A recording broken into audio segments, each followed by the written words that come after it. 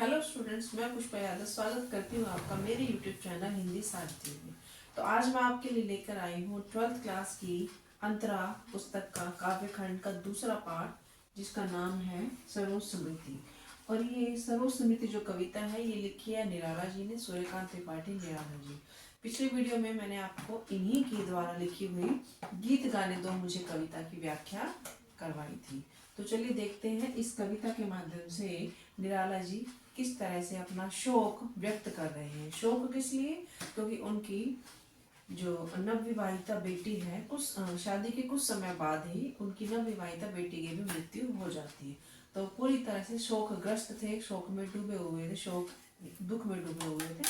तो इसलिए ये उनका एक शोक गीत है, अपनी बेटी को याद करते हुए कि उनकी बेटी कैसी थी, किस तरह विवाह हुआ और कैसे कैसे जो है किन परिस्थितियों में उन्होंने अपनी बेटी का विवाह किया था और उसके बाद वो उनसे बिछड़ गई थी, मृत्यु उसकी हो गई थी। देखा विवाह आमूल नवल तुझ पर शुभ पड़ा कलश का जल, यानी कि अभी जो है उसकी बेटी का जब विवाह हो गया था, यानी कि विवाह की रस्में चल रही थी, तो तब की ये बात कर रहे हैं।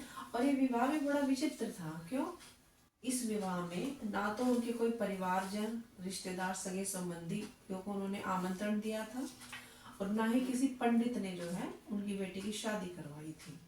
आर्थिक रूप से भी ये कमजोर हो चुके थे, तो आर्थिक स्थिति अच्छी नहीं होने की वजह से इन्होंने किसी रिश्तेदारों को जो है नहीं बुलाया था और अपने ही किसी एक मित्र के साथ, यानी कि जैसे ये लेखक वर्ग से हैं, तो इनके ही एक जानकार थे, उनसे ही इन्होंने अपनी बेटी का विवाह करवाया था, जो उम्र में इनकी बेटी से बड़ा था।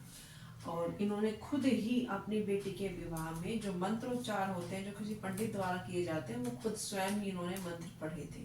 तो एक नए ढंग का ये विवाह था, जिसमें कोई रिश्तेदार नहीं था, कोई सगे संबंधी नाते रिश्तेदार नहीं थे और ना ही किसी पंडित के द्वारा मंत्रों का उच्चारण किया जा रहा था, फेरे वगैरह की जो रस्म होती है। तो एक नई पद्धति का ये विवाह था। तुझ पर शुभ पड़ा कलश का जल। जब विवाह की कुछ ऐसी रस्में होती हैं कि जब नव विवाहिता जो युवती होती है, यानी कि जिसकी शादी होनी होती है, उसके ऊपर कलश में जो है घर की कुछ बुजुर्ग महिलाएं या फिर जो स्त्रियां होती हैं, वो उस जल के जो है, उस कलश के जल से उस लड़की के ऊपर जिसकी शादी हो रही होती है उस पर शुभ जल डालती हैं। तो यहाँ पर वही कह रहे हैं कि तुम्हारा विवाह भी हो गया है और तुम्हारे ऊपर जो है शुभ कलश का जो है जल वो भी डाला जा रहा है, वो भी छिड़का जा रहा है। देखती मुझे तू हंसी मंद, होठों में बिजली फंसी स्पंद। और जब उसका विवाह हो रहा था तो बहुत ही सुंदर प्रतीत हो रही थी, जैसे कि हर दुल्हन जो है सुंदर लगती है अपनी शादी के समय। और इनकी सरोज की जो उम्र भी बहुत कम थी और ये बहुत ही सुंदर थी। तो जब ये सारी रस्मों के लिए तैयार हो रही थी तो कहीं किसी अपने पिता को देखकर तो थोड़ा शर्मा भी रही थी और शर्माने की वजह से इसके चेहरे पर जो है कोई मंद मंद हंसी भी आ रही थी। तो हंसी कैसे प्रतीत हो रही थी? जिस तरह से इसके दांतों में बिजली फंस गई हो, यानी कि दांतों की यहाँ पर सुंदरता बताते हुए उन्होंने कहा है कि इसके जो दांत हैं वो कितने सुंदर थे। और ऐसा प्रतीत हो रहा था जब लजाते हुए सरोज अपने पिता को देखकर थोड़ी सी शर्मा जाती है, तो उसके जो दांत हैं वो इस तरह से लग रहे थे जैसे कोई बिजली चमक रही है। उर्मे भर झूली छवि सुंदर, प्रिय की अशब्द श्रृंगार मुखर, तो खुली एक उच्छ्वास संग, यानी कि और यानी हृदय में।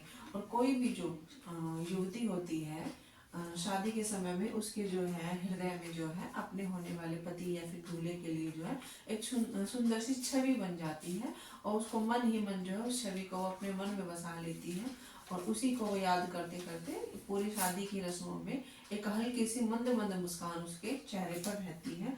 तो वो यही कह रही है कि कवि यही कह रहा है कि उर्मे भर झूली सभी सुंदर, छवि सुंदर, प्रिय की अशब्द श्रृंगार मुखर। और जो उनका जो अनदेखा जो यानी कि उनके जो पति है, उन्होंने सरोज ने उनको कभी देखा नहीं था, क्योंकि वो उनके पिता का जानकार था। उनके पिता के कहने पर वो जो उनसे शादी भी कर रही थी, उम्र में बड़े होने की वजह से। एक जो है उन्होंने सरोज ने उसको कभी देखा नहीं था।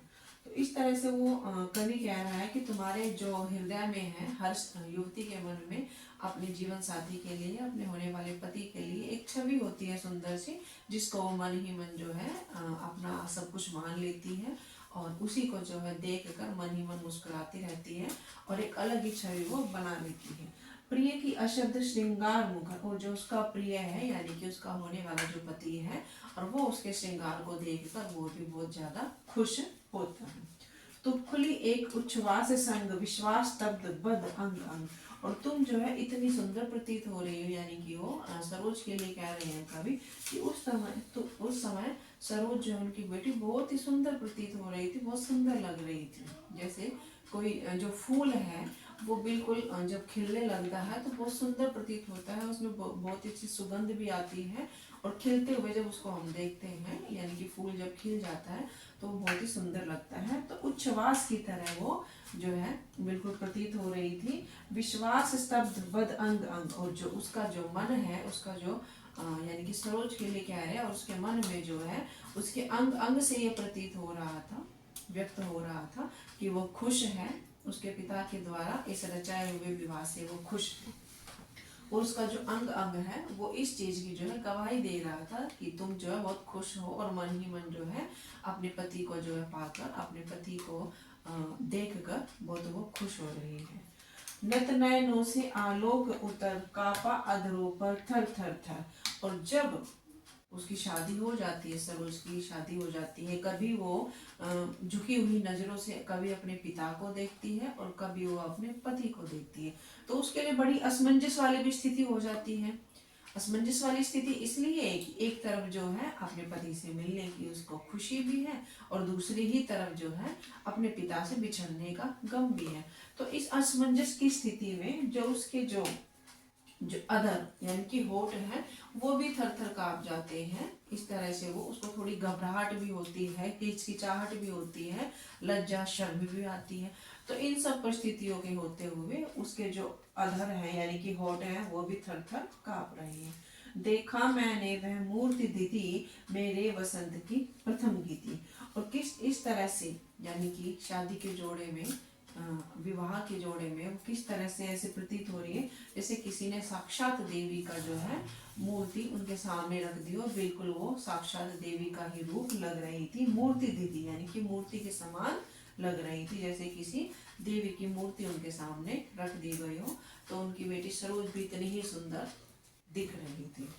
मेरे वसंत की प्रथम गीति, और उनको वो अपना प्रथम वसंत याद आ जाता है, यानी कि सूर्यकांत त्रिपाठी निराला जी को, कि जब उन्होंने जो है अपनी प्रथम जो है गीत लिखा था, और उन्होंने अपने गीतों में जो है इस तरह की सुंदरता की व्याख्या की थी कि किस तरह से एक स्त्री या फिर एक लड़की किस मतलब उनके सुंदरता किस तरह से बढ़ जाती है। तो उनके सामने उनकी बेटी के रूप में साक्षात जो है वो एक गीत जो है सामने आ गया था।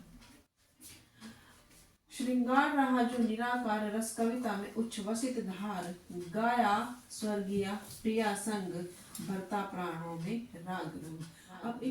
अब इनका जो श्रृंगार है यानी कि सरोज का जो श्रृंगार है वो बहुत ही निराकार है, यानी कि अनदेखा सा है। उससे पहले उन्होंने सरोज को इतना सुंदर कभी नहीं देखा था जितनी वो आज शादी के जोड़े में और विवाह के अवसर पर लग रही है। रस कविता में उच्छ्वसित था, यानी कि जैसे उन्होंने अपनी कविताओं में वर्णन किया था कि किस तरह से युवती सुंदर लगती है, उन्होंने अपनी कविताओं में विभिन्न कविताओं में समय समय पर बहुत सारी जो व्याख्याएं की हैं, यानी कि कविताओं में शब्दों के माध्यम से उन्होंने दर्शाया है, बताया है कि किस तरह से जो दुल्हन है शादी के समय कितनी सुंदर लगती है। तो उनके सामने साक्षात उनकी जो है कविता प्रस्तुत हो गई थी, जो उन्होंने अपनी कविताओं में वर्णन किया था, ठीक वैसे ही उनकी बेटी उस समय प्रतीत हो रही थी। और उनको उस समय जो है अपनी जो उनकी जो पत्नी है स्वर्गीय प्रिया सन, और इस जब वो सरोज को जोड़े में देखते हैं, शादी के जोड़े में देखते हैं, तो उनको जो है अपनी पत्नी स्वर्गीय पत्नी की भी याद आ जाती है कि उनका भी इसी तरह से विवाह हुआ था और उनकी पत्नी भी इसी तरह से सुंदर लग रही थी। भरता प्राणों में राग रंग, और जब एक क्षण के लिए उनको अपने समय की जो है बातें याद आने लगती हैं, जब उनका विवाह हुआ था तो उनका जो है रोम रोम भी खिल जाता है। एक क्षण के लिए उनके चेहरे पे थोड़ी सी मुस्कुराहट आ जाती है। भरता प्राणों में राग रंग, रति रूप प्राप्त कर रहा वही हो गया ब्याह आत्मीय स्वजन, यानी कि उनकी बेटी का जो रूप है साक्षात वैसे ही लग रहा था कि जैसे शादी के समय उनकी पत्नी मनोहरा देवी सुंदर लग रही थी, तो उनकी बेटी भी अब उनको वैसी ही लग रही थी। जिस तरह से उनकी पत्नी सुंदर थी, तो उसी तरह से उनकी बेटी सरोज भी जो है बहुत सुंदर लग रही थी ब्याह के जोड़े में, शादी के जोड़े में। और उनका ब्याह किसके साथ हुआ था? आत्मीय स्वजन यानी कि उनके परिचित थे, यानी कि निराला जी के परिचित थे, उनके दोस्त थे, तो वो आत्मीय स्वजन और उनके साथ जो उनका विवाह हो रहा था। आत्मीय स्वजन कोई थे नहीं, न कोई आमंत्रण था, भेजा गया विवाह राग रंग। और इसमें जो है इस विवाह में ये बहुत ही नई रीति का और नए ढंग का विवाह था। क्यों? किसी रिश्तेदार का जो है आगमन नहीं हुआ था, किसी रिश्तेदार को आमंत्रित नहीं किया गया था, किसी स्वजन को आमंत्रित नहीं किया गया था, ना किसी पंडित को आमंत्रित किया गया था विवाह फेरे, विवाह आदि के जो है फेरों का जो है मंत्रोच्चार करने के लिए। तो वो कह रहे हैं कि कोई भी नहीं था उस शादी में। जब सरोज की शादी हो रही थी, सरोज का विवाह हो रहा था, तो वहां पर गिनती के 3 ही व्यक्ति थे, दूल्हा दुल्हन और हमारे जो कवि हैं सूर्यकांत त्रिपाठी निराला जी। तो ये कह रहे हैं कि बहुत ही जो है विचित्र सा विवाह था, लेकिन उनकी परिस्थितियां ऐसी थी कि उनकी आर्थिक स्थिति ठीक नहीं थी, वो दुखों से घिरे हुए थे, तो उनको ये विवाह इस तरह से करना पड़ा। भर रहा न घर निशि दिवस जाग, प्रिय मौन एक संगीत भरा, नवजीवन के स्वर पर उतरा। और जब उसकी शादी हो रही थी, यानी कि सरोज की शादी के समय में जो दिन है, दिवस है, वो सब जो है उनके यानी कि सरोज के मन में हर तरह से जो है नई नई उमंग और चेतनाएं जो है जग रही थी, जो हर युवती के मन में होती है। प्रिय मौन एक संगीत भरा, और वो कुछ नहीं कह रही थी, सिर्फ मौन थी ना जो है। क्यों? क्योंकि वो अपने पिता से भी जो है उनका लगाव था, पिता का पुत्री से लगाव था। लेकिन एक विचित्र सी परिस्थिति होती है किसी भी लड़की के लिए जब विवाह होता है कि पति से मिलन होता है और पिता से बिछड़न होता है उनका, यानी कि पिता से बिछड़ना होता है। तो ऐसी परिस्थिति में जो उनकी बेटी सरोज है वो मौन थी, वो अपनी भावनाएं कैसे व्यक्त करे, ना खुशी जाहिर कर पा रही थी, ना वो दुख जाहिर कर पा रही थी, बस वो मौन होके जो है अपनी व्यथा सारी कह रही थी। नवजीवन के स्वर पर उतरा, और यही से जो है सरोज के नए जीवन का शुभारंभ होता है, और नव जीवन जो है स्वर पर उतर जाता है, यानी कि नव जीवन का आरंभ होता है। तो ये थी स्टूडेंट्स पहले और दूसरे पद की व्याख्या। मैं आपको मिलती हूँ नेक्स्ट वीडियो में अभी आगे की कविता की व्याख्या के साथ। तो देखते रहिए मेरा चैनल और सब्सक्राइब करते रहिए। तब तक के लिए हैव अ नाइस डे।